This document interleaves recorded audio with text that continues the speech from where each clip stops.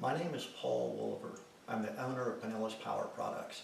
This is my extended run fuel kit for the Pulsar PGD95BiSCO as well as the GenMax GM9000 IE and IED. As you had probably figured out from that, this kit will work on the gasoline version and on the dual fuel or propane version. Item number one, the fuel tank and the generator should both be on the ground. The only reason why I'm doing this demo with them both up in the air like that is because number one, I'm old and I don't like crouching down. Number two, it's much easier to shoot the video and you get better vision and better clarity with the generator and the fuel tank at waist height. A little bit about the dual fuel versus the gasoline only version. The fuel selector valve is right here, and it has the off position, gasoline and propane. Now I am told, or I have seen evidence on the internet that states that the early versions of these generators had a manual choke as opposed to an auto choke. I have never seen the manual choke versions. However, we both know that you never see anything false information on the internet. But at any rate, so the manual choke versions for propane, you would turn it to the on position just like this, and then with the on position being like this, you would turn it all the way to like this for propane and choke for starting it. The gasoline position is right here with the knob at this angle, and in order to start it on the early gasoline versions, you'd rotate the knob all the way to like this, or gasoline and choke. And then once you started it, you'd rotate the knob back to the run position. So at any rate, with my kit, you're going to get everything that you saw in the installation instruction video if you watched that first. If you didn't watch that first and you're watching this on YouTube and you'd like to get more information on this, if you look in the description section of this video right below, you'll see the link to my website in a couple of different places. Please go to my website and read up on this kit and watch this video and the installation instruction videos and the safety video and so on. If you have any questions, don't hesitate to call me. That's what I'm here for. At any rate, my kit will come with everything that you see installed in the installation video. Plus, it'll come with a quick disconnect fitting to install in your remote tank and a new hose, not this one that I'm just showing you, which is 3 meters long, which is, if your brain works in feet and inches, that's about 9.5 feet. The kit does not come with a tank itself because different people are going to want different size tanks, anywhere from 3 gallons to 300 gallons. And it doesn't make a lot of sense for you to have a tank shipped across the country to your location when you can pick one up at Bass Pro Shops or Boaters World or any local marina to get a marine tank, or you could use some other types of tanks, and I won't get into all the different possibilities. At any rate, the kit comes with a quick disconnect fitting that you would screw into the tank, like I've got screwed in here. The hose has an arrow on the prime bulb indicating the direction of fuel flow, which is obviously from the tank to the generator. Each end of the hose has an arrow showing the direction of fuel flow. This one points this way, so you know it goes on the fuel tank end. And this one has an arrow pointing this direction, so you know it goes on the generator end. And real quickly,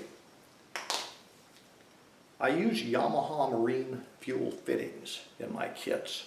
So to snap onto them, and both the generator and the tank end are identical as far as this is concerned, you would squeeze in on the tab and push in, and it snapped in place.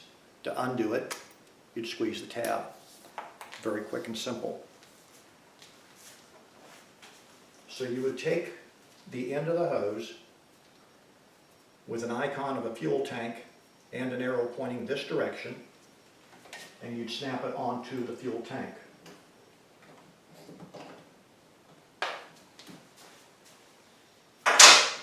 Then you would come over to the generator, and here is the fuel inlet port on the generator. So you would squeeze the tab on the fuel fitting and snap it into place. When you get your kit, the hose will be full of air as opposed to full of gasoline. So the first step you're going to need to do is purge all the air out of the hose. To do that, you would move the fuel selector valve from the off position to the gasoline position, and that's with the blade pointing in this direction.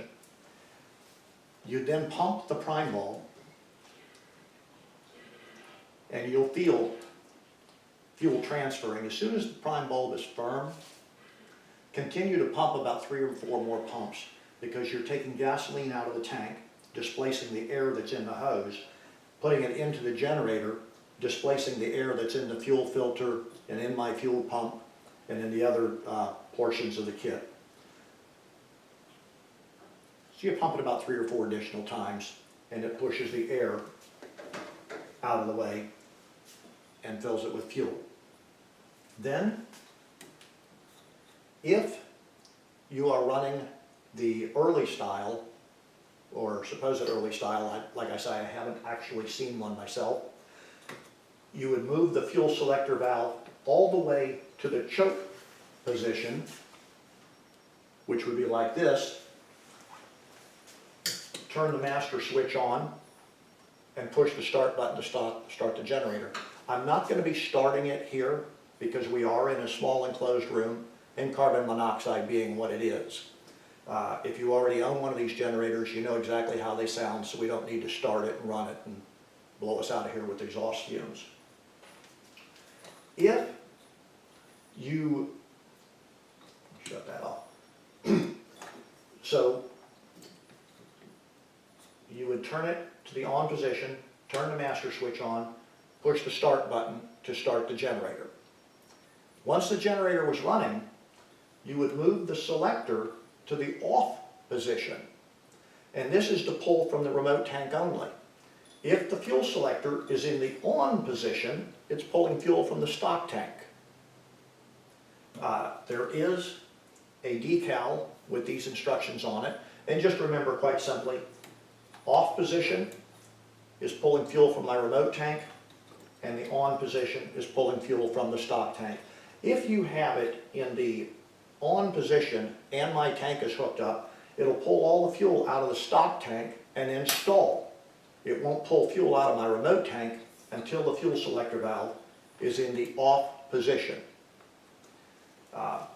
The operation on the stock tank remains exactly as it was in the owner's manual. And by that I mean, yes, you can absolutely run off the stock tank. I get that question all the time. If you want to run off the stock tank, you don't bother to hook up my hose. You do it exactly the same way it says in the owner's manual, which is the same way that you've been doing it right along until you install my kit on it. You simply turn the fuel on or turn it to choke if you got an early style, start the generator up, and away you go. If you're watching this video on YouTube, as I stated earlier, there is a link below where you can go to my website to get more information on this kit. If you have any questions after going to my website, please give me a call, ask any questions you want, or email me with any questions you want. Keep in mind, I do not monitor any chat rooms or any YouTube communications, so please do not attempt to get in touch with me through the YouTube comments, links, or anything like that. I simply do not have time to monitor anything other than my own email or a phone call if you wish to get in touch with me that way. If you have any questions, don't hesitate to get in touch with me, and I thank you for your time.